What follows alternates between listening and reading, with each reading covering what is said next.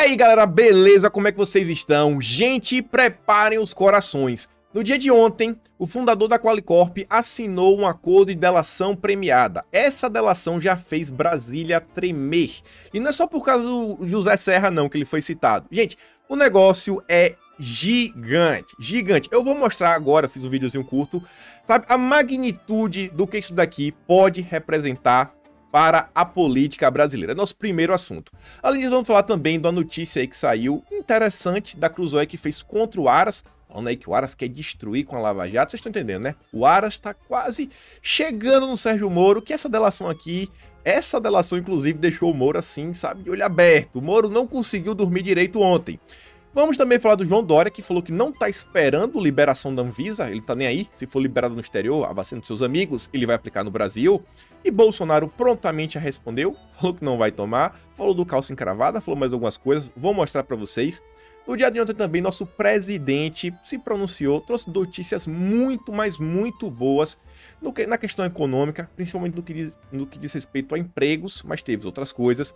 Tivemos também uma entrevista muito interessante, mas muito mesmo, que foi do presidente do Cidadania, o partido aí que pode abrigar o Luciano Huck. E o cara, além de falar do Huck, além de falar do Moro, ele explica por que Bolsonaro não caiu.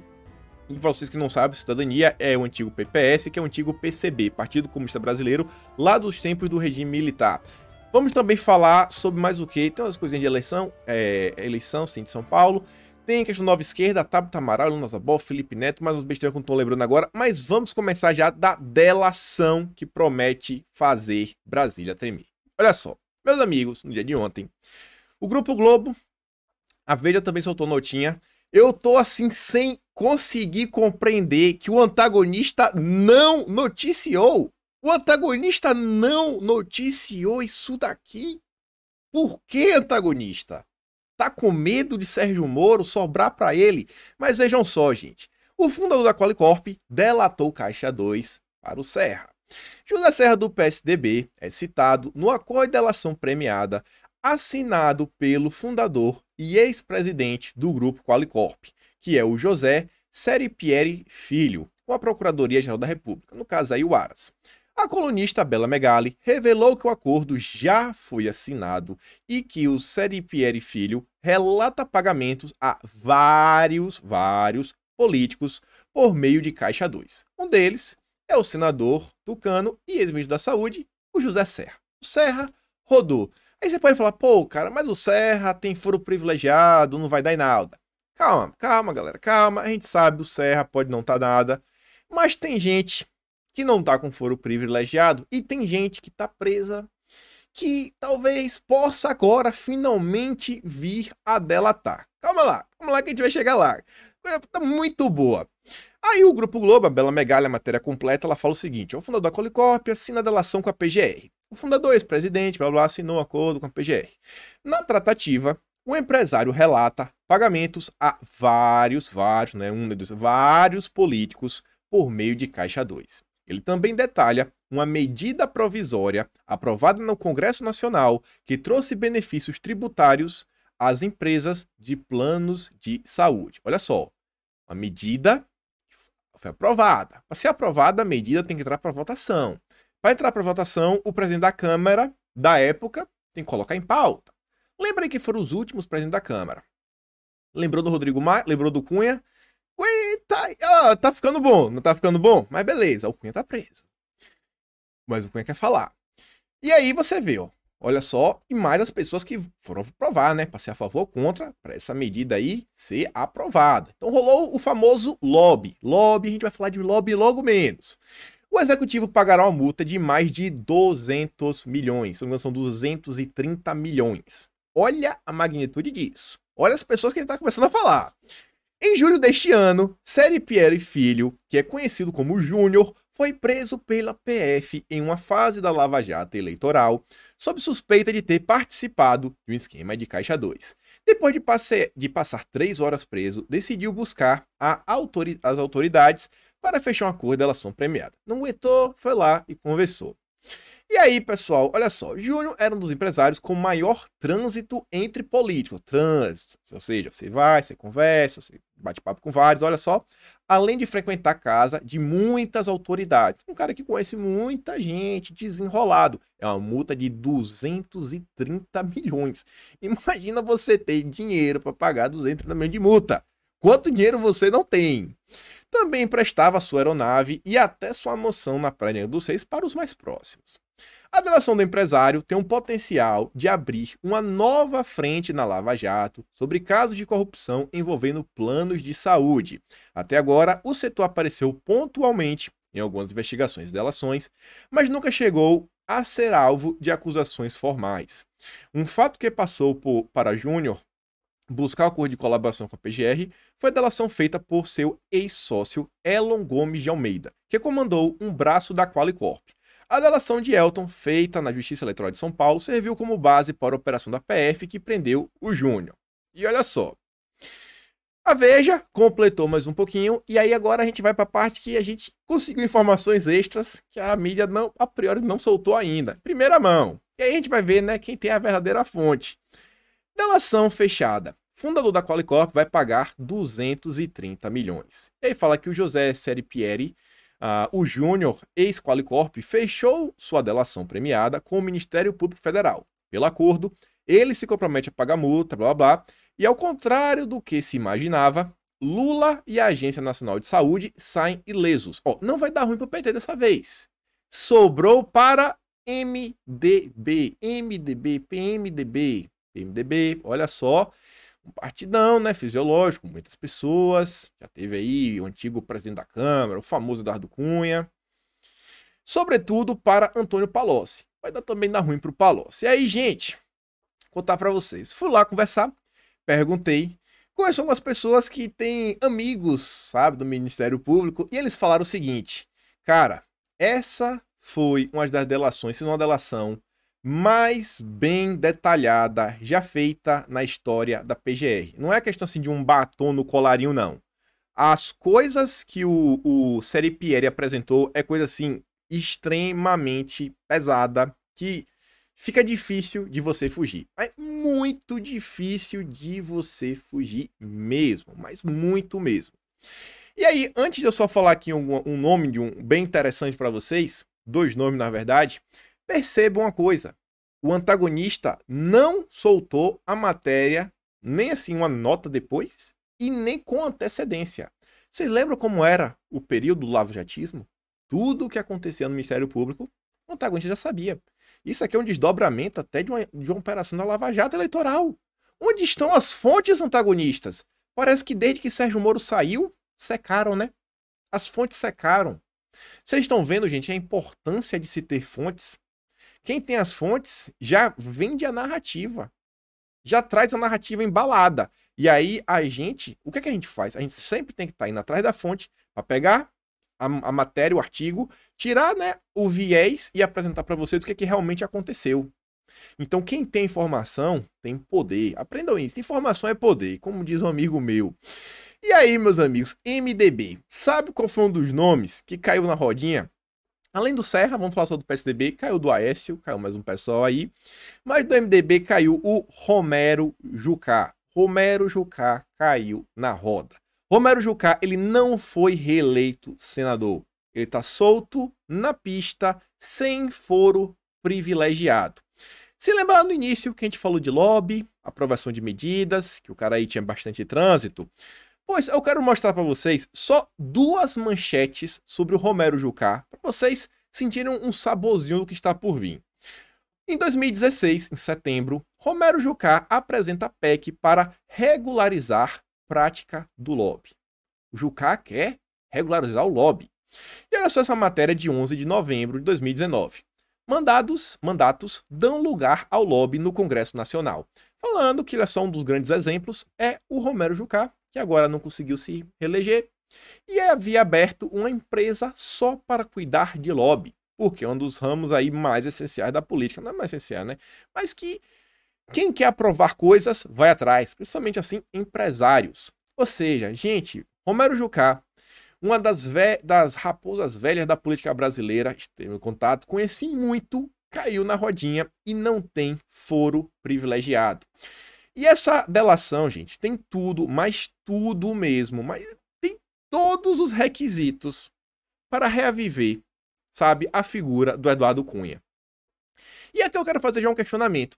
Vocês não acham, gente, mas muito estranho, Eduardo Cunha, com tanto poder que ele tinha, tanta informação, ele nunca ter tido uma delação? Será que é porque o Cunha não quis delatar? Ou será que é porque o Sérgio Moro não quis ouvir o Cunha? Será que o Sérgio Moro quis impedir a delação do Cunha? Pois, uma matéria dos vazamentos, mais vazamentos que o Verdivaldo trouxe, mostra que em diálogos entre o Moro e o Dallagnol, tava lá o Moro assim, ele tava nem um pingo com vontade de ouvir o Eduardo Cunha, mas nem um pingo mesmo. Inclusive a matéria fala que parece que tinha uma certa troca, o Moro meio que falou, eu não vou te ouvir, mas eu vou aliviar pra tua esposa, tá beleza? A troca tá boa, né? Pelo menos não vai os dois pro Chilling Draw. E aí eu quero mostrar algumas coisinhas pra você. Olha só. Questão da época do Eduardo Cunha. O analfabeto político fez uma postagem no dia 6 de julho de 2017.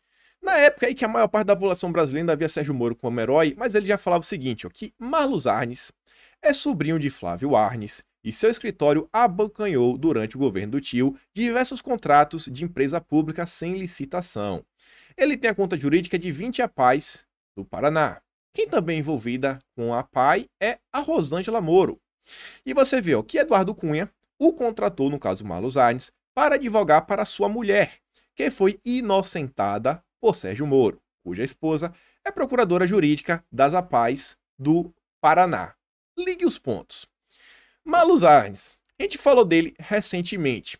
Sabe, ó, tem duas delações que o Brasil quer ouvir. Uma é do Cunha, a outra é do Rodrigo Tacla Duran. O Rodrigo Tacla Duran acusa, sabe, o Zucoloto de ter pedido 5 milhões de dólares para Sérgio Moro aliviar para o Duran lá nos julgamentos. E o Duran falou que pagou 612 mil dólares adiantados para o Marlos Arnes, que é o ex-advogado da mulher de Cunha que conseguiu salvar a mulher de Cunha. E Sérgio Moro nunca quis ouvir a delação do Cunha. Gente, a delação de Eduardo Cunha, acho que metade de Brasília vai embora. Pelo menos é citado. Embora não vai, que o pessoal tem foro privilegiado. Vocês entendem o que é que tá acontecendo isso daí? Gente, isso daí, inclusive, pode impactar até nas eleições da Câmara. Gente aí que vai ficar, sabe, assim, com o apertado, sabe? Apertado. Quando aperta, a mente expande, já dizia meu pai. O negócio tá pegado demais. Demais. Então parece aí que coisa pode dar ruim para muita gente, inclusive o senhor Sérgio Fernando Moro. Inclusive aqui, olha só, Moro teria negociado com Cunha a exclusão de Tacla Duran da CPMI em troca da liberdade. Fator Tacla Duran. Quem barra depoimento é tabelinha Moro e Eduardo Cunha. Então olha só o que a gente está diante, né? Talvez agora as coisas possam ser reveladas. Eu quero ouvir o Cunha. Acho que o Cunha tem muita coisa a falar. E a mesma pessoa que eu conversei, que falou aí que conversou com pessoas próximas à questão dessa delação, falou o seguinte: o Cunha delatar e o que tá por vir aí, a depender até o Romero Jucá, gente, isso daí pode bater no mercado financeiro, que metade da Faria Lima, sabe, vai tá lá, tirar umas férias aí por um tempo. Metade da Faria Lima vai tirar férias. É isso aí que a gente tá diante. É isso daí. Você vê, tudo aconteceu na calada da noite, sem holofotes, sabe, sem show pirotécnico, sem pirotecnia. Parece que o lavajatismo, né, começou a desaparecer. Que pena, que o lavajatismo começou a desaparecer. Mas vamos continuar aqui falando mais ou menos na mesma tomada, porque ontem a Cruzoé fez uma matéria interessante também sobre o Aras falando o seguinte, ó, o algoz da Lava Jato. O plano de Augusto Aras prevaleceu e a maior operação anticorrupção da história, com suas forças-tarefas enfraquecidas ou extintas, está asfixiada. E aí fala que o seguinte, ó, o plano do Procurador-Geral ganhou forma em julho, após reação das forças-tarefas contra a atabalhoada investida da PGR para acessar os bancos de dados sigilosos nos estados. Um movimento capitaneado por Lindor Araújo, principal auxiliar do procurador na área criminal. Eu tô aqui nervoso, não consigo ler direito. Mais uma vez, Cruzoé, o grupo antagonista, estão tentando criminalizar o Aras a ter acesso a dados do Ministério Público. Gente, pensa o seguinte, ó. Numa empresa, o Aras é como se fosse o chefão da empresa e os procuradores seriam, sei lá, gerais, assim, seriam gerentes. Assim, um Deltan seria talvez um gerente. Eu acho que o chefe ele tem que ter direito a saber o que o gerente está fazendo, né? Falar, ô amigo, eu sou quase aqui o CEO da empresa, o dono. Me conta aí. Mas o pessoal não quer mostrar. Segundo o antagonista, isso aí foi um dos motivos aí, né, do fim da Lava Jato. O Aras quer ter acesso, sabe, a Lava Jato. Vê aí os dados. Vê se teve algum abuso. Vê se teve alguma informação importante que o Moro, sei lá, o Deltan deixaram pra lá, deixaram de lado, esqueceram de ler, esqueceram de anexar aos processos. Quer ver uma coisa interessante? O Sérgio Moro, ele julgou um caso do Zucoloto. Se eu não me engano, foi quase isso. E, na época, ele não poderia julgar porque ele seria considerado suspeito. Ele tinha suspeição, porque o Zucoloto era sócio da Rosângela. E o Zucoloto foi advogado do Moro, se não me engano, em 2005, porque tinha vazado uns áudios do o Roberto Bertoldo grampeou o Moro. E aí tinha um negócio desses áudios, ele defendeu. Ou seja, ele não podia julgar o Moro. E aí, por um motivo que eu não sei e tal, sabe, os documentos e as certidões que demonstravam que o Sérgio Moro era suspeito nesse caso não chegaram a tempo e o Moro acabou julgando o caso. Infelizmente, né, o sistema público, o Sérgio Moro esqueceu. Ele esqueceu que ele era suspeito para jogar a questão do Zucolo. Ele esqueceu. Aí, continuando aqui da Cruzoel. A falta de interesse em razão das condições de trabalho oferecidas por Aras também atingiu em cheio a Greenfield, que a gente falou ontem, que, assim como a Lava Jato, investigava crimes financeiros e resultou na prisão de figurões da política. Beleza, tudo, mas eles fazem questão de falar, olha, Greenfield também se debruçou sobre a atuação do ministro Paulo Guedes em negócios com fundo de pensão, blá, blá, blá, blá, blá. O pessoal tava aí tentando derrubar o Guedes, né? Sabe como é esse pessoal, mas beleza. Em sua carta de despedida, Anselmo Lopes aí fala tudo isso daí, blá, blá, blá, blá, blá. E aí, eles colocam o que a gente comentou ontem, ó. Na última quarta-feira, a PGR divulgou que o único inscrito, o Celso Antônio 3, vai assumir o posto. É dito que experiente, o Celso 3 foi um dos responsáveis por dar partida ao caso Banestado em 1997. Mas agora, o novo coordenador da Greenfield é um crítico ferrenho das últimas ações anticorrupção realizadas no país. Não é isso. Reproduzindo a versão de que os procuradores de Curitiba e o juiz Sérgio Moro cometeram abusos para favorecer um projeto político da direita. Não tem nada a ver com isso. Ele é crítico de Sérgio Moro desde a época aí da Banestado, desde os anos 2000. Ele já criticava o seu Sérgio Moro, o Celso 3. Não é de agora, beleza? Vamos dar notícia, beleza? Vamos aqui, ó. Sem delírio, por favor. Isso aqui é delírio jornalístico completo. O Celso 3, ele tá longe de ser um cara de direita, mas as pontuações que ele dá são realmente sim, críticas a coisas extremamente complicadas, como, por exemplo, quer saber o quê? Questão do Rodrigo Tacla Duran. Já falei diversas vezes. O Moro, o Ministério Público, tinha duas opções. O Duran delatou. Ou você aceita a delação, ou você vai falar, ó, que se delatou é mentira, eu vou te denunciar como denunciação caluniosa. O que foi que o Moro fez? Arquivou. Você não pode arquivar, não tem essa opção. Ou você aceita, ou você denuncia a pessoa. Você não pode arquivar. E o Moro arquivou, ele fala, isso aí tá errado. Esses são um dos exemplos, né? Mas o Acruzoé tá tentando já, né, criminalizar a imagem do Celso 3. Mas vamos continuar. Aí o Bolsonaro ontem no Twitter trouxe uma matéria interessante sobre o juiz Sérgio Moro, que fala, ex-juiz, né? E fala o seguinte, ó, hashtag Moro não mentiu mesmo.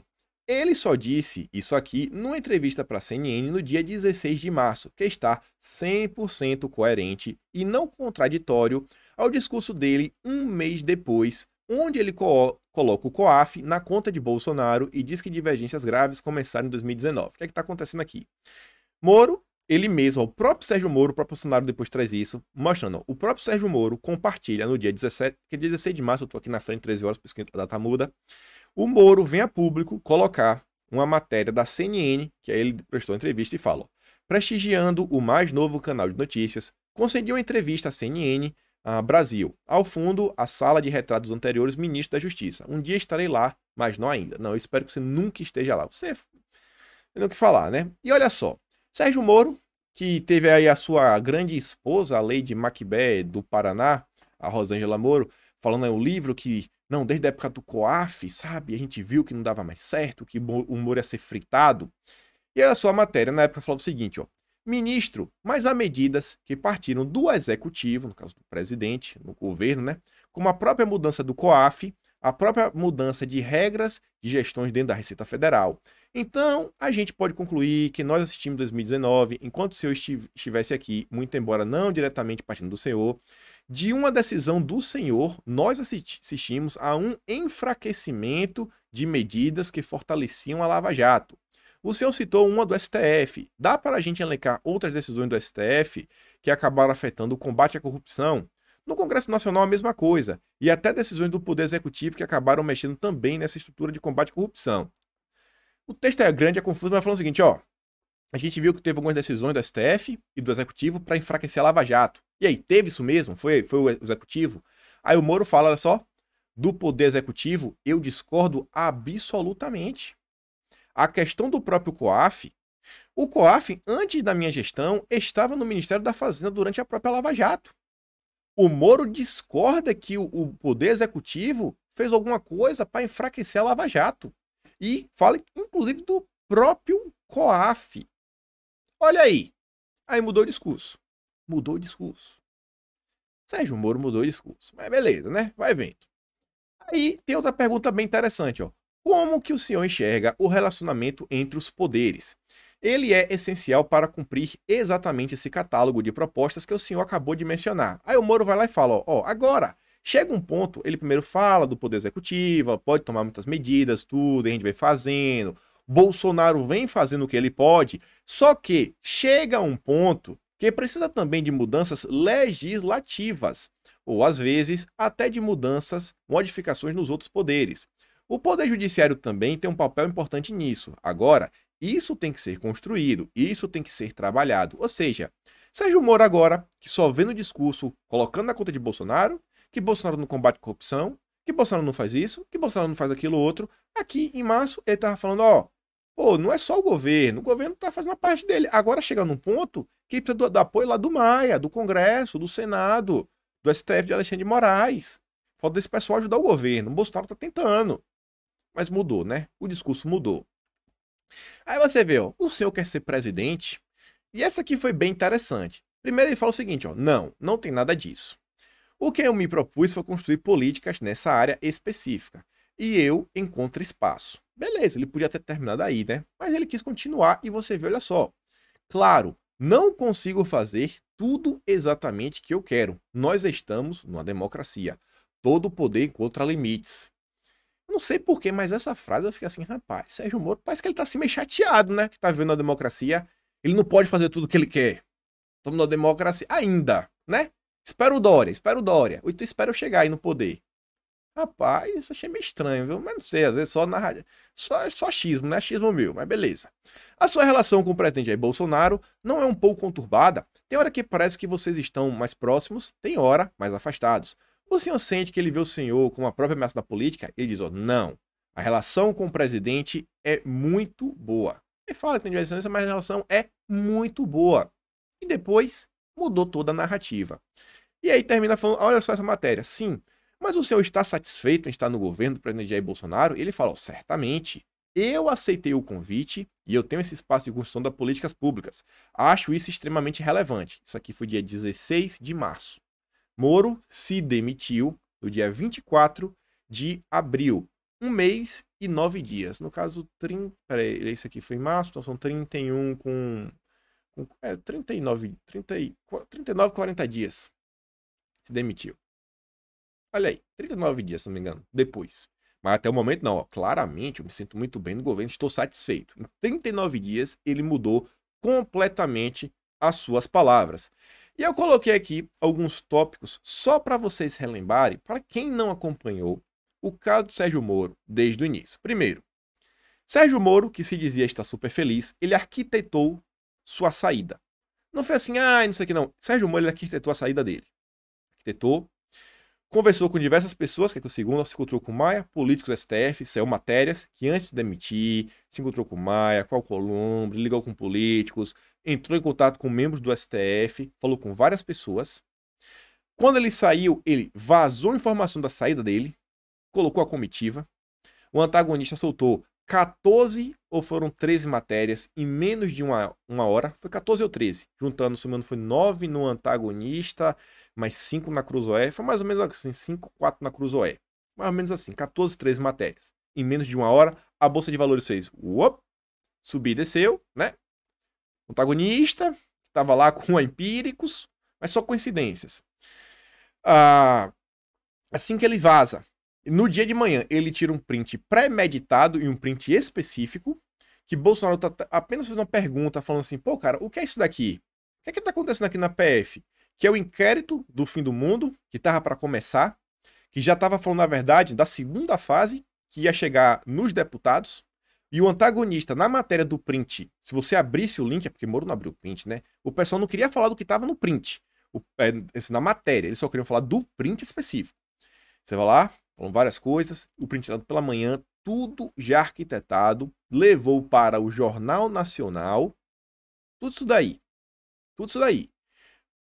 Disso daí começou a se suceder os inquéritos do STF, isso logo depois do Moro, né? Antes de sair, inclusive, falou com eles.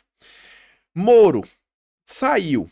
Essa parte da arquitetura da sua saída envolve a desistência de um nome, que foi o Fabiano Bordignon, que era para ele queria como o diretor-geral da PF, e ele mudou, desistiu do Fabiano para pedir o amigo de Alexandre de Moraes, que no caso é o Disney Rossetti, inclusive está envolvido aí na questão do TSE.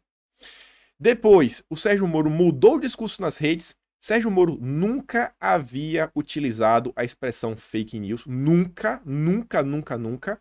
A primeira vez que ele usa, na verdade, ele faz um post às 2h03 da tarde, que ele fala que tem uma campanha sórdida nas redes contra ele. Ele apaga e depois ele vem com campanha de fake news. Ele muda o termo, depois começa a utilizar, compra toda a narrativa contra o governo. Depois, depoimento casado. O depoimento que ele fez, estava lá o Igor Romário, que ele trouxe lá, era do Banestado, e estava lá no inquérito do STF. Érica Camarena, ele trouxe para Brasília, era do Banestado, era também da Lava Jato, e estava no COAF. E mais, tinha lá mais uma pessoa lá que, sabe, de pessoa foi lá em Curitiba. Depoimento todo bonitinho.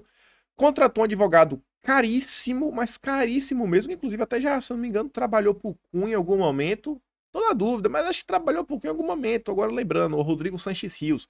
E é um advogado criminalista. O que é que tem a ver um advogado criminalista, né, com o criminalista com que Moro tava falando? E aí veio, né, a avanço no autoritarismo e se une à Frente Ampla. Olha toda a guinada de Sérgio Moro em questão assim de um mês e depois a Frente Ampla que vem se desdobrando. Isso tudo aconteceu. Você acha que é aleatório? Vocês acham que essa mudança foi completamente aleatória? Vejam tudo que vem sendo desenhado, as visitas que ele faz, as pessoas com que ele conversa, as pessoas que ele se une. Tudo faz parte e tudo vem construindo já, sendo construído há meses. Há meses. Mas beleza. Aí, olha só essa matéria aqui. Isso aqui tá martelando em minha cabeça, eu não quero ler o corpo da matéria. Mas, mais uma vez, agora não foi o antagonista, né, Cruzoé, foi o Grupo Globo, fala que troca de chefia da PF após conclusão de inquérito de Moro e Bolsonaro volta a ser ventilada. Gente, por que esse pessoal tá tão preocupado com a PF? Não parece que eles estão querendo já, sabe, criminalizar a possibilidade de Bolsonaro trocar? Como se o Ramagem possa fazer algumas coisas que deixem esse pessoal insatisfeito? O que é que Bolsonaro poderia fazer na PF que iria deixar essas pessoas insatisfeitas? Até me pergunto se poderia ser alguma coisa relacionada ao caso Adélio, né? Não sei. Aqui eu só... Isso tá martelando na minha cabeça. Deixa aí pra vocês ficarem abertos. Vamos ver se a gente consegue alguma pista disso daqui. E aí, continuando agora, já mudando um pouco de assunto, pra gente começar a falar de Dória e seus amigos. Sabe lá a questão do Eduardo Bolsonaro? Teve lá aquele entrave com os amiguinhos do Dória. E aí agora, veja como são as coisas em Brasília, né? Deputados pedirão que agressões de Eduardo Bolsonaro os comunas, sejam incluídas em CPMI das fake news. O pessoal quer reaviver mais uma vez a CPMI das fake news. Aí dizem, né, que deputados federais estão se mobilizando para solicitar que notícias falsas e que tenham potencial de comprometer o relacionamento do Brasil com os amigos do Dória, ele bota aqui, países estrangeiros, né, sejam alvos de investigação da CPMI das fake news. Quero saber o que tem uma coisa a ver com outra. A ideia é apresentar um requerimento pedindo que a disseminação de mensagens, como é que associam os amigos do Dória à pandemia e alimentam tese de fraude nas eleições, blá blá blá, sejam apuradas, além das mentiras sobre as vacinas. O alvo é claro, a própria Globo diz, ó, com a iniciativa, os deputados miram o filho 03 de Jair Bolsonaro, no caso, o Eduardo. E aí falam na questão da postagem que ele fez no Twitter. Os parlamentares querem saber se o filho do presidente e assessores do Palácio do Planalto, que integram o chamado Gabinete do Ódio, mais uma vez, ele já parte do pressuposto que existe um gabinete, grande mídia, beleza. Já na mira da CPMI, estão envolvidos com a disseminação dessas fake news e insultos. A CPMI, porém, segue suspensa por causa da pandemia. As medidas não se limitam ao Congresso. O grupo de parlamentares também pedirá formalmente ao ministro do STF, Alexandre de Moraes, que o tema seja incluído no inquérito das fake news. E essa é mais uma investida dos deputados contra Eduardo. Os parlamentares já solicitaram ao Rodrigo Maia que paute o afastamento do filho 03 da Comissão de Relações Exteriores da Casa. Olha aí. Olha o que a oposição já está tentando fazer. E sobre essa questão aí que envolve, tem mais coisa, a gente vai falar um pouquinho dos amiguinhos do Dória, o Guilherme Fiuza vem falar o seguinte, que João Dória diz que vai atropelar a Anvisa para aplicar no Brasil a vacina dos sócios dele. O respaldo de uma ditadura enche de coragem quem despreza a democracia. E os que se diziam preocupados com o autoritarismo estão calados diante dessa afronta à liberdade e à saúde dos brasileiros. E aí você vê, ó, saiu no exame, não é, sai de direita, para não falar depois que é fake news, que a vacininha poderá ser aplicada sem registro da Anvisa, diz o Dória, e falou com todas as letras. Aí olha só, fala aqui que pode ser aplicado mesmo sem registro, e abre aspas, ó, não há outro caminho que não liberar a vacina dentro dos critérios que a Anvisa tem. Ó, ele já está colocando a questão, mais uma vez utilizando o velho método clássico do lavajatismo. Você já solta narrativa, porque se você já coloca isso na cabeça das pessoas, porque se a Anvisa tomar qualquer outra tratativa, aí você fala, olha só, está agindo de forma criminosa. A Anvisa está agindo de forma criminosa. Olha a narrativa. Aí fala várias coisas, blá blá, fala das agências internacionais e diz, ó, essas agências, se validarem a vacina, ela estará validada independentemente da própria Anvisa. Ou seja, a soberania nacional não importa. Dória se baseia no que os outros acham. Aí diz, ó, indagado se a vacina poderá ser aplicada no Brasil, mesmo sem registro da Anvisa, mas com aval de agentes de outros países, Dória disse ao portal que sim, abre aspas para o senhor governador, pode ser aplicada. Há um entendimento internacional e uma aceitação, aliás, chancelada pela OMS, de que neste caso, diante de uma pandemia, neste caso, sim. Vejam só, gente, pode ser, é o Dória. Dória criticou a decisão da Anvisa nesse mês, sabe, claro que pediu para interromper, porque teve um caso do cara aí que veio a óbito, ele criticou, não pode. E olha só, o governador disse que foi um episódio triste na história da Anvisa, e o presidente Jair Bolsonaro, seu adversário político, influiu na decisão da Anvisa e afirmou que o episódio colocou a agência sob suspeita. E abre aspas, ó, era tudo o que nós não esperávamos, é que pudesse ter havido uma intervenção. E de fato houve. Houve? Quem disse que houve? Esse cara aí tinha que ser processado de denunciação caluniosa. Há suspeitas claras de que houve a intervenção do Palácio do Planalto junto à Anvisa. Da cabeça do Dória, né? Do Dória. E continua no parágrafo seguinte, ó, aspas de novo. Hoje, há uma suspeita de que a Anvisa pode sofrer ingerências políticas do Palácio do Planalto e não ser uma agência independente como deveria ser, como deve ser. Com base no quê? Com base no que o Dória está afirmando isso? Beleza, né? E aí, procurado, a Anvisa não comentou de imediato os comentários, mas depois comentou e tá aqui, ó. A Anvisa rebateu e falou, ó, que a vacina dos seus sócios não terá aprovação automática no Brasil após ter lá o registro no paísinho lá. Não vai ter. Não vai funcionar assim, João Dória. Não vai. É Brasil, aqui tem ordem, sabe? Não, ainda... Você não é o ditador que você quer ser e você está tentando ser. E aí, Bolsonaro repetiu, não vou dar o play no vídeo, né? Sabe como é? Mas Bolsonaro falou, ó, que chamou de santinho de calça apertada. Santo de calça apertada. Sabe como é, né? Joãozinho Dória.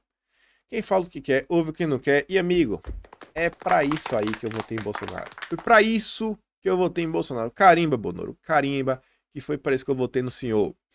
E aí ele volta aqui de novo, ó, e fala, eu não vou tomar, é um direito meu. Diz aí Bolsonaro sobre a questão da obrigatoriedade. Falou, não vou tomar, amigo. Não vou tomar, não, né? Questão da vacina. Não vou tomar. Não vou tomar. Aí de novo, foi por isso que eu votei em você, Bolsonaro. Foi para isso. Defenda o povo brasileiro. Defenda, na verdade, o povo não, gente. É defender a liberdade do ser humano. Isso aqui é a liberdade. Quem quer, quer. Quem não quer, não quer. Acabou. É liberdade. E aí, continuando, sobre ontem também, o Ernesto entrou em campo. Meu Deus. Aquela expressão, sabe, tapa com luva de pelica, nunca foi tão bem aplicada. O Ernesto soltou uma notinha aí para os amiguinhos do Dória, e aqui o Conexão Política trouxe a nota, trouxe o comentário, e diz o seguinte, ó, que o Brasil critica por conteúdo ofensivo e desrespeitoso. É uma nota de 2 parágrafos, o primeiro é uma meio com apresentação, dizendo para quem está sendo endereçado, que lá para embaixador, isso, aquilo, outro. E no segundo, e um único parágrafo, Ernesto, com toda a classe, dá a resposta que esse pessoal merece. E fala o seguinte, ó. Não é apropriado aos agentes diplomáticos da República Comunista, Popular Comunista, vamos chamar assim, né? No Brasil, tratarem dos assuntos da relação Brasil-Comuna através das redes sociais. Amigo, rede social a gente não resolve nada, beleza? Sem lacração. Os canais diplomáticos de verdade estão abertos e devem ser utilizados. O tratamento de temas de interesses comum por parte de agentes diplomáticos da República Popular Comunista no Brasil, através das redes sociais, não é construtivo e cria fricções completamente desnecessárias e apenas serve aos interesses daqueles que, porventura, não desejem promover as boas relações entre os nossos países. Falou, amiga, você que não está querendo produzir relações boas. Tá entendendo? O tom e conteúdo ofensivo e desrespeitoso da referida declaração prejudica a imagem do seu paizinho junto à opinião pública brasileira. Recado foi dado. Parabéns, Ernesto Araújo. Meu Deus, isso lavou a alma. Isso lavou a alma. Não é por nada não, viu? Mas aí, eu tento às vezes não pegar no pé, gente, mas me perdoe. Me perdoe. Não dá pra não comentar. Nem de tudo que estava acontecendo. Onde estava o Mourão? Onde estava o Mourão? Lá estava ele fazendo live com o Conselho Empresarial Brasil Amigos do Dória, que é o CEBC. Aí tá lá. É uma satisfação receber essa contribuição do CEBC aos esforços de formulação de uma visão estratégica do Estado brasileiro em relação ao seu maior parceiro comercial na atualidade, diz o vice-presidente Hamilton Mourão. Aí ainda diz, e o que Mourão está fazendo? Pô, dando aquele carinho lá pro Xi. E, gente, sem querer pegar no pé também, aqui não foi nem o Mourão, mas eu acho muito estranho, mas muito estranho mesmo, que um cara aí que tá à frente desse grupo, ele se referiu ao Mourão dessa forma aqui, ó. Olha, eu vou dar o play no áudio primeiro. Olha aqui. Muito obrigado, senhor presidente, pelas suas lúcidas palavras e pelo apoio e a cooperação exemplar que tem tido com o Conselho Empresarial Brasil-China. O início de novo, peraí. Muito obrigado, senhor presidente. Muito obrigado, senhor presidente. Senhor presidente. Não, eu acho que ele é o vice-presidente, né? Mas beleza, beleza. Quer dizer que esse pessoal, que é amigo do Dória, chama o Mourão de presidente? Isso não tá me cheirando bem, viu? Não tá me cheirando bem, mas beleza. E aí eu quero mostrar aqui só pra vocês, que eu achei isso interessante. A Pauline, ela é uma versão feminina de Bolsonaro aqui na Austrália. Quem quiser dar uma seguida, ela tá falando o seguinte, ó, que agora no Natal o pessoal aproveite e escolha comprar países produzidas aqui no país, aqui na Austrália. Sabe? Compra daqui, galera, beleza? Nós vamos fazer um boicote de um país aí que vocês tanto conhecem, né? E aí, mudando aqui de assunto, para a gente agora começar a falar da esquerda e falar da entrevista muito interessante do Cidadania, o Felipe Neto vem a público, ele vem a público, viu, numa tweet, fala algumas coisas que vale a pena, gente, de prestar atenção para, sabe, ver com o que é que a gente está lidando de verdade. Ele aqui ontem ele falou o seguinte, que as visualizações do meu canal em televisão já chegaram à marca de 25%. São quase 100 milhões de views por mês em televisões tradicionais. Estamos ocupando um espaço que até ontem era inimaginável para a velha mídia. E ainda vamos crescer muito. Gente, por que é que ele está falando isso daí? Aqui no YouTube tem as estatísticas e 25% das pessoas estão assistindo ele já pela televisão. E 25%, gente, são 100 milhões de views por mês. Ou seja, assim, o cara tem 400 milhões de views no mês, tem 30 dias. Ele tem mais de 10 milhões de views diários. Olha a diferença que estamos, sabe? Olha o tanto que a gente precisa se engajar na causa e cada vez mais, sabe, se realmente se unir. Nunca foi tão necessário que a direita se una, mas nunca mesmo. E aí ontem, onde ele estava lá, né, fazendo live das Americanas. 8 milhões de views. 8 milhões de views numa live das Americanas. Olha aí. O cara tem acesso a uma grande parte da sociedade brasileira. Grande acesso mesmo. E aí um comentário aqui que vale a pena fazer, porque mostra um pouco até da eleição de São Paulo, para você ver, né, o que os artistas vêm apoiando. O Bruno Galeasso vem falar que tomar uma propriedade que não tem impostos em dia e sem sua função social cumprida é lei e não crime. Acorda, gente, parem de repetir asneira. E a Debs responde o seguinte, ó: eu não aguento mais os caras mentindo e bobo aplaudindo. Quem desapropria imóvel que não cumpre função social é o Estado. Invadir trem dos outros é... Ai, saúde. É crime, cara. Artigo 161 do Código Penal. Isso daqui não tem um cheiro assim do Guilherme Boulos, do MTST? MTST? Olha só, né, como são as coisas. Beleza, tá valendo. E aí, dentro também dos absurdos jurídicos, de coisas jurídicas no Brasil, olha para isso daqui. Só vou ler a manchete, vou ler o comentário do cara, você não entendeu. Latam deve pagar 74 mil reais a juízas que erraram o aeroporto e perderam o voo. E o Luan fala o seguinte, ó: segurança jurídica no Brasil. Se um juiz errar o aeroporto, o outro juiz condena a companhia aérea. Gente, um grupo aí de juízes foram viajar para Disney, principalmente, foram lá para Nova York, erraram o aeroporto.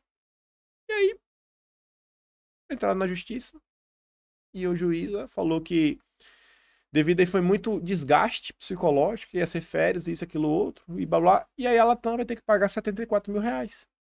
Porque o juiz errou o aeroporto. A culpa não é do juiz que errou o aeroporto, a culpa é da Latam. Olha o clima de insegurança jurídica. Isso daqui, gente, é um dos grandes entraves para vir investimento para o Brasil. É isso daí, ó. Isso é a famosa, né, insegurança jurídica. Aí, um fato concreto para vocês verem. Continuando aqui, isso aqui é bem interessante. Isso aqui é pura narrativa. Não tem nenhuma outra informação.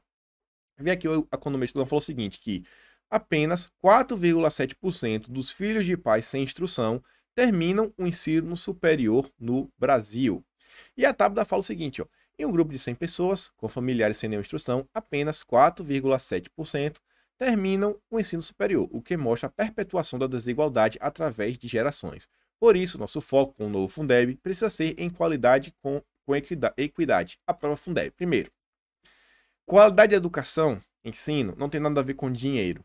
Daí qualquer pessoa sabe, é só olhar a educação brasileira de 50 anos atrás, era muito melhor que a educação de hoje. Uma coisa que eu sou um grande crítico é, por exemplo, os professores que usam data show slides para dar aula. A maioria só faz ler o slide, não ensina nada, ele finge que aprende, o aluno finge que... Quer dizer, ele finge que dá aula, o aluno finge que aprende e no final não dá em nada. Ou seja, cara, metodologia de ensino é muito mais importante do que o dinheiro empregado. Segundo, ela está promovendo, sabe, discriminação. No Brasil, se tem essa disparidade, sabe, entre os técnicos e as pessoas, os bacharéis, é por culpa de pessoas como a Tabata, que vem com comentários como esse. Não terminar um ensino superior não significa nada. Não significa nada. Um técnico em eletrotécnica, um pedreiro, um mestre de obras, ele tem o mesmo valor para a sociedade, ou pelo menos deveria ter, do que um advogado. E uma fala como essa, que parece que é obrigatório você ter um diploma, é a coisa mais absurda que existe. Você não é obrigado a ter um diploma de nível superior. Você não é. Inclusive você vê, inclusive em termos de sucesso financeiro, também não é um pré-requisito. Não é e não deveria ser.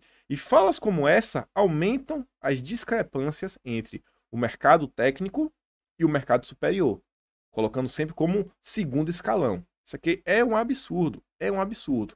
Mas o importante disso daqui é o que? É aprovar o Fundeb, o que vem dinheiro, e dinheiro significa Lehman feliz, né? O Todos pela Educação e o senhor, o Lehman feliz. Ela é conhecida como uma deputada da bancada do Lehman, mas ela nega. Beleza, ela nega.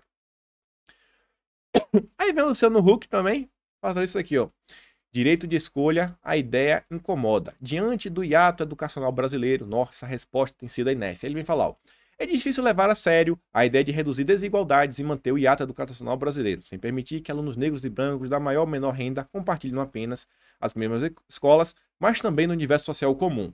E aqui se chama comunismo. Ele quer que todas as pessoas tenham o universo social comum. Não, pessoas têm universos sociais diferentes. Isso se chama liberdade, democracia, não é comunismo. No comunismo, o Estado vai dar aí a mesma coisa para todo mundo. Porque tem pais que querem colocar para os seus filhos em colégios militares. Já tem pais que querem colocar seus filhos em colégios católicos. Já tem pais que querem colocar seus filhos em colégios, sei lá, ligados evangélicos, que coisa que seja, batista. Já tem pais que não querem colocar em colégio nenhum, quer colocar em homeschooling. Ninguém vai ter o mesmo universo social comum. Isso é comunismo. Todas as pessoas têm o mesmo ensino, a mesma educação, a mesma vida, as mesmas roupas. Isso é comunismo. Comunismo. É isso aí que o Luciano Huck está promovendo.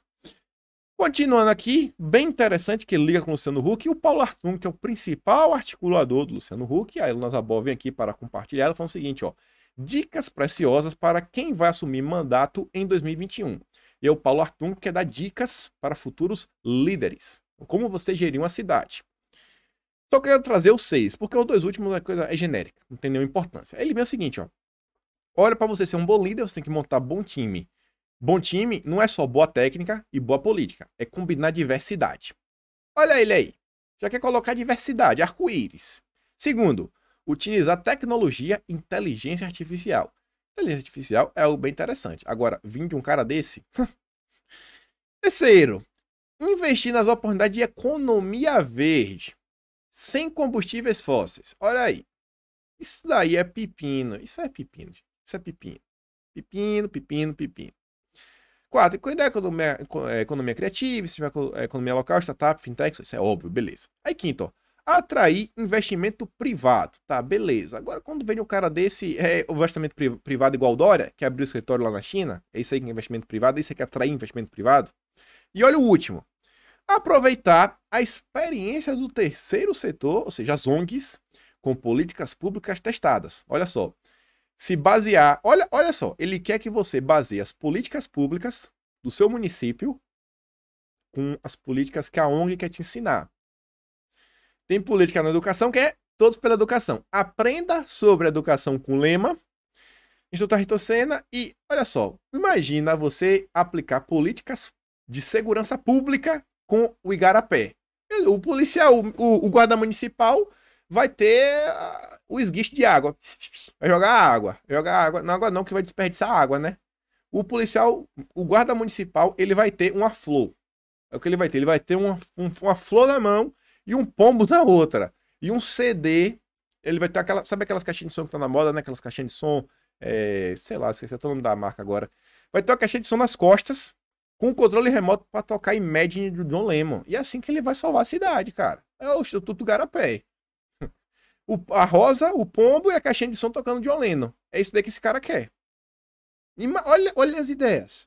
Olha as ideias. Isso daí que vai ser o Luciano Huck, né? Isso daí é a cara da frente ampla. E falando dela, eu acho que, não sei se vou fechar em 10 minutos, mas vamos correr muito rápido. Olha só. Aliança sem reservas. Cara, o presidente da Cidadania me falou o seguinte, ó. A ideia era construir uma frente com partidos de centro que fosse capaz de evitar a pulverização de candidaturas e um consequente segundo turno entre Jair Bolsonaro e o PT. Isso daí já em 2018, eles tentaram criar isso. Tentaram, mas não conseguiram.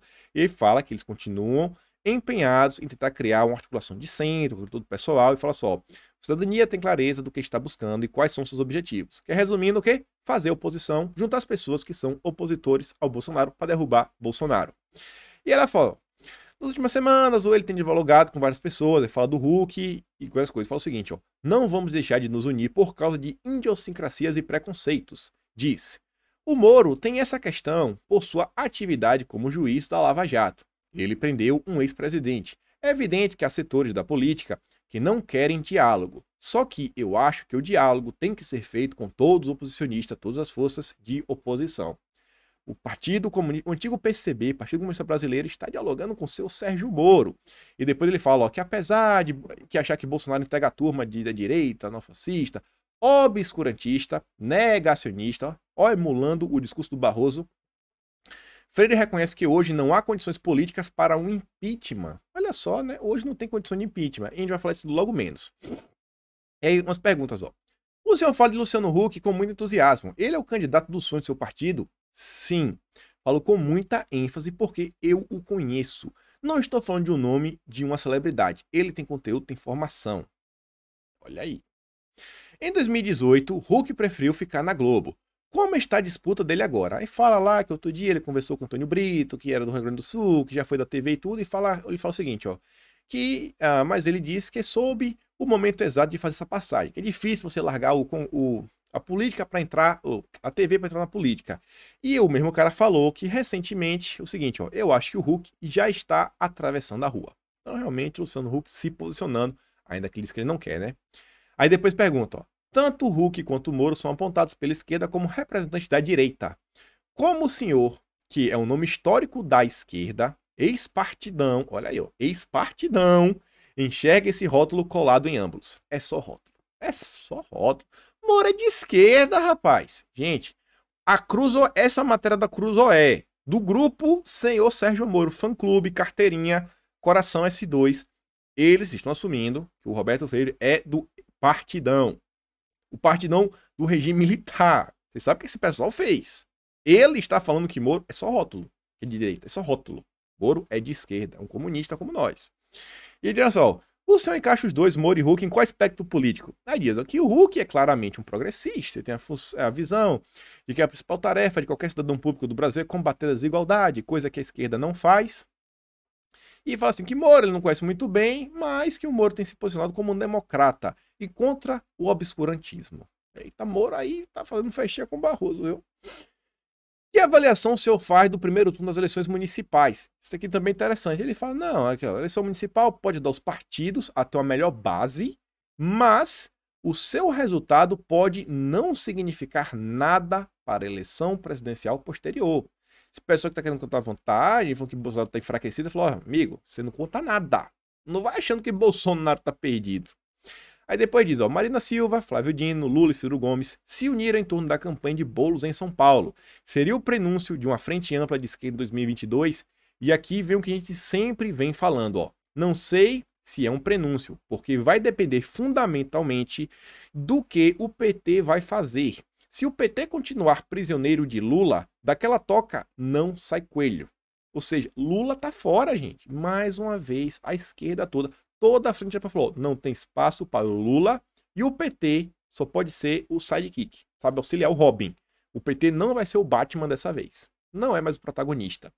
E aí fala aqui nessa eleição, olha só, o Centro Democrático saiu com muita força desta eleição. Alguns participantes deste campo tiveram bons resultados, o DEM é um deles. Olha aí, ó, né? O representante aí do Centro Democrático, o DEM. E aí pergunta, ó, por que os pedidos de impeachment de Bolsonaro não avançam? Isso aqui é muito interessante. Olha só, se o Maia pautasse algum deles, seríamos derrotados. Impeachment não é ato de vontade de algumas cabeças. Não é só um grupinho que acontece. Isso é estultice de quem fica imaginando que o impeachment da Dilma foi golpe, que foi culpa do Eduardo Cunha. Isso é uma babaquice. O impeachment aconteceu porque Eduardo Cunha, como presidente da Câmara, não tinha como impedir a tramitação de um pedido de impeachment. A sociedade estava exigindo. Agora é diferente. Não há essa mobilização. Se o Maia colocar para tramitar, vai ser rejeitado. E ao invés de ser uma vitória nossa, vai ser uma vitória de Bolsonaro. Ou seja, gente, são vocês que seguram o presidente na cadeira. Parabéns, vocês conseguem. Tá vendo aí? Olha a importância das redes, das manifestações de rua. Não podemos sequer, sabe, pensar em tirar um cochilo. Não dá. E depois fala o seguinte, ó, o apoio do Centrão será suficiente para sustentar Bolsonaro até o fim do mandato? E ele fala o seguinte, ó, não trabalho com esse negócio de dizer que são vendidos, mas eles, o Centrão, não tem muito compromisso com um determinado governo, ele tem compromisso com o poder. Se a sociedade começa a retirar o poder de um governo, essa política que eles fazem não cria nenhum obstáculo para deixarem esse governo e apoiarem o outro. Veja o impeachment de Collor. Ou seja, gente, o Centrão gosta de poder. Enquanto vocês derem poder para Bolsonaro, manterem Bolsonaro forte na frente da política brasileira, tá safe, tá tudo safo. É o povo que sustenta. Então, mais do que nunca, olha aí, apoia o governo, apoia o governo. E ele termina aqui a entrevista, para a gente só dar umas notícias boas, falando o seguinte, ó. O senhor é ministro da Cultura e seu do governo Temer, logo após a denúncia de Joelis Batista, teria comprado o silêncio de Cunha a pedido do então presidente, que depois foi absolvido. O senhor se arrepende de ter deixado o governo tão rapidamente? E ele fala o seguinte, ó. Se só existe arrependimento para quem imagina ir para o céu. Como eu não acredito nisso, não tenho arrependimento. Esse daí é o cara aí que tá conversando com o Sérgio Moro. O cara que não acredita no céu. Que não acredita no céu, né? Moro acredita no céu. Que céu que o Moro acredita. E aí, sobre esse pessoal, os assuntos que a gente já vem comentando na Frente Ampla, para quem não assistiu todos os vídeos, que já tem mais de 40 dias que a gente tá falando isso daí, a primeira vez foi no episódio 357, se não me engano foi o que a gente falou sobre isso. Escrevi um artigo, um pedaço do menor do resumo sobre o que é a Frente Ampla, tá lá no Gazeta Brasil. Quem quiser, vai lá, dá uma lida. Fiz um resumo bem interessante. Escrevi um artigo menor, o pessoal falou que o primeiro ficou muito grande. Se gostou dos nossos vídeos. E aí, ontem, o presidente nos informa que batemos um recorde com a criação de 394.989 novas vagas com carteira assinada em outubro. É o quarto mês consecutivo de resultado positivo. E, gente, é recorde histórico. Nunca na história do Brasil tivemos tantos empregos como o CAGED registrou. Olha aí. Quase 400 mil. 400 mil. Lutando contra tudo e todos. Isso aqui é o governo de mão dadas com suas parcerias, com guests, com todo mundo. Mas também vocês, o povo que acredita, que vai lá, que dá ajuda o comércio local, aos empresários. Essa daqui é uma vitória do povo contra o Dória, contra o Maia, contra o STF, contra todo mundo. E aí Bolsonaro conta isso daí muito feliz. Exaltou o Guedes, falou que o Guedes é um posto Ipiranga insubstituível. Quem é que não gosta de ouvir isso, né, cara? Quem é que não gosta de ouvir? Ontem também, assim como o Aras, que foi na calada da noite, o governo Bolsonaro, na calada da noite, sem ninguém saber, pegou um monte de gente de surpresa, ainda até fui precisar saber, olha só, parado desde 2019, Conselho Superior do Cinema passará a ser comandado por Mário Frias. Resumo do que aconteceu, que a Globo explicou tudo. Ó. Eu trouxe o resuminho. Ó. Tinha 6 bilhões de orçamento que estava na mão da Casa Civil do Braga Neto, e agora esses 6 bilhões foram para a Secretaria da Cultura.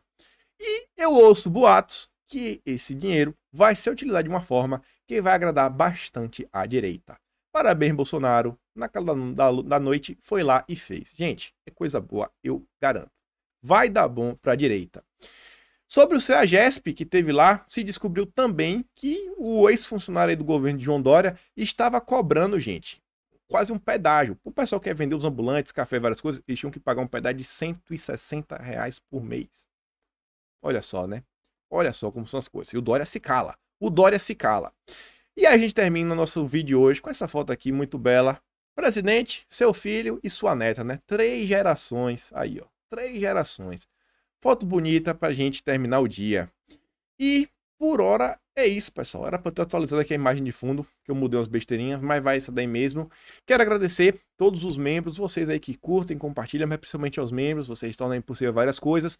Canal de cortes, segue aí todos os dias, quer dizer, no início, durante a madrugada, na verdade, né? No final da madrugada, lá pra meia-noite, que eu vou soltar os vídeos, que eu vou ver, o menino vai cortar. Eu acordo, tenho um tempo, vou lá. Temos aí os pedaços dos vídeos cortadinho, quem quiser, tá aqui na descrição. Meu Twitter na descrição, Instagram na descrição, o canal Telegram não é meu perfil, um canal. Clica no link, não me procura no Telegram, clica no link do Telegram. Então por hora é isso, fico por aqui, aquele grande beijo e abraço, tamo juntos e valeu, galera.